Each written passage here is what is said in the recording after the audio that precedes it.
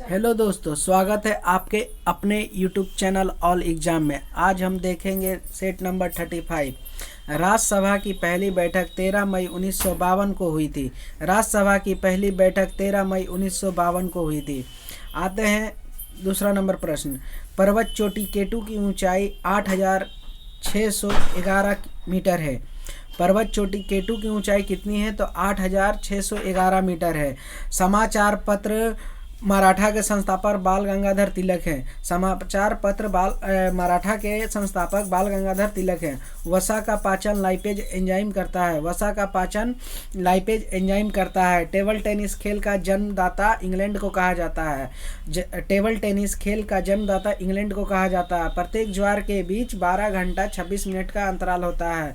प्रत्येक ज्वार के बीच 12 घंटा 26 मिनट का अंतराल होता है। अशोक के लेखों को सर्वप्रथम 1837 में जेम्स प्रिंसपे ने पढ़ा था।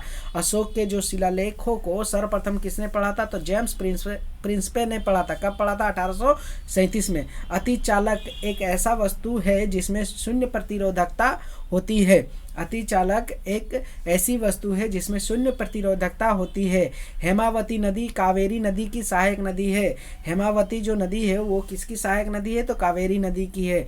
घर्षण के विरुद्ध किया गया कार्य धनात्मक होता है। घर्षण के विरुद्ध किया गया कार्य धनात्मक होता है। वेलूर यांगची नदी के तट पर स्थित है। वेलूर जो है यांगची नदी के तट पर स्थित है।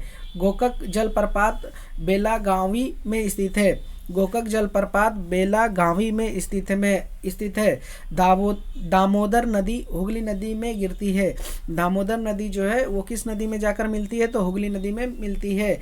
चंद्रप्रभा राष्ट्रीय वन्य प्राणी अभयारण्य उत्तर प्रदेश में स्थित है।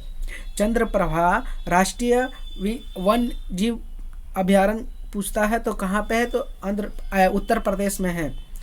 विषुवतीय प्रदेशों में गर्म और आर्द्र जलवायु होती है। विषुवतीय प्रदेशों में गर्म और आर्द्र जलवायु होती है। ज्योमेट्री का जनक यूक्लिड को कहा जाता है।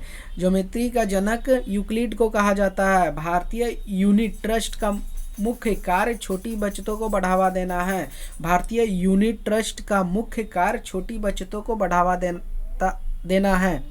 जय हिंद दोस्तों।